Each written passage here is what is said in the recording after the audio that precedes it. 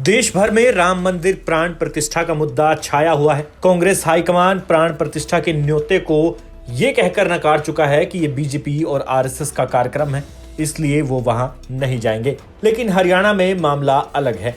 यहाँ तो दीपेंद्र हुड्डा प्राण प्रतिष्ठा से पहले ही सरयू में डुबकी लगा आए और कह रहे हैं कि अयोध्या में रामलला के दर्शन के लिए जाने वाले वो पहले सांसद हैं। इतना ही नहीं, दीपेंद्र हुड्डा ने तो हरियाणा भाजपा के नेताओं को भी लपेटे में ले लिया और कहा कि हमने तो हरियाणा भाजपा के किसी नेता को अयोध्या जाते नहीं देखा। उधर भाजपा के राष्ट्रीय सचिव ओम प्रकाश धनखड़ ने प्राण प्रतिष्ठा का निमंत्रण ठुकराने पर कांग्रेस को फटकार लगाते हुए कहा है कि कांग्रेस कंफ्यूज है, उन्हें माया मिली न राम। अंत में अब आप दीपेंद्र हुड्डा और ओम प्रकाश धनखड़ दोनों का बयान सुनिए, उसके बाद आप कमेंट करके बताएं कि आपको किसकी बात में ज्यादा दम नजर आया। कांग्रेस के वरिष्ठ नेता भी अब सरयू नदी में डुबकी लगा कर आ रहे हैं।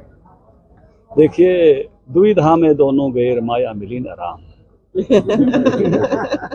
कांग्रेस दुविधा में, इसलिए न्योता मिला था, न्योते को नकार दिया। जब नकार दिया तो देश में एकदम वातावरण बन गया कि भाई कैसे लोग हैं ये हैं। तो लोग सोचने लगे ये वही लोग हैं जो राम को मिथक बता रहे थे, काल्पनिक बता रहे थे। 21 वकील खड़े कर रहे थे राम मंदिर बनने के रास्ते पर। फिर उनको लगा कि शायद कहीं गलती हो रही है, तो चलो सुधार आते हैं। बड़े नहीं गए तो घर के नौजवानों को भेज देते हैं। लेकिन जब इस प्रकार की दुविधा में कोई होता है तो उस दुविधा से जो कहा गया है हमारे पूर्वजों द्वारा, दुविधा में दोनों गैर माया मिली न राम, तो इस दुविधा से कांग्रेस का नुकसान ही हो रहा है। क्योंकि मैं तो पहले भी कहा है कि जाको मैं दारुण दुख देऊं ताकि मुखी पहले हर। अब ये ऐसा अवसर है, इसको समझना चाहिए। कांग्रेस चूक गई। मैं समझता हूँ कि ये एक आस्था का विषय है। आपने देखा होगा कि कल मकर संक्रांति के अवसर पर मैं स्वयं मैं राम मंदिर में गया था। भगवान श्री रामलला के दर्शन करके सरयू नदी में डुबकी ला के और राम का नाम लेके आज हम ये कार्यक्रम अपना शुरू कर रहे हैं। और मैं पहली बार ही नहीं गया, मैं 1.5 साल पहले जब कोर्ट का फैसला हुआ था उसके बाद भी मैं अकेला सांसद था।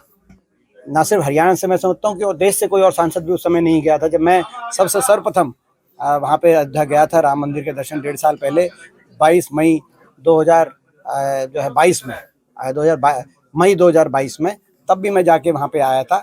एक हमारा भाव है कि राम सबके हैं और सबके भीतर राम है। हम तो राम राम करके अपना दिन की शुरुआत करते हैं। हम तो जो है, अगर बादल उमड़ जाएं तो हरियाणा वासी कहते हैं आज राम राज्य हो जाएगा, और जब बरस जाए तो कहते हैं राम बरस गया। नया काम शुरू करता है, व्यापार शुरू करता है तो कहते हैं लेके राम का नाम शुरू करें।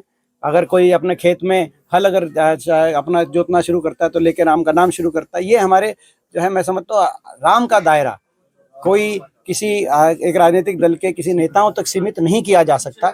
नहीं करने का प्रयास करना चाहिए, क्योंकि प्रयत्न नहीं करना चाहिए कि भगवान पुरुषोत्तम मर्यादा राम सबको एक दृष्टि से देखते थे, सबके ही राम हैं। और सभी ब्रह्मांड विश्ववासियों के 1,140 करोड़ भारतवर्ष वासियों के सभी के राम हैं, सबके भीतर राम है, उन सबका राम है। हम ये नहीं कहना चाहते किसका ज्यादा किसका कम।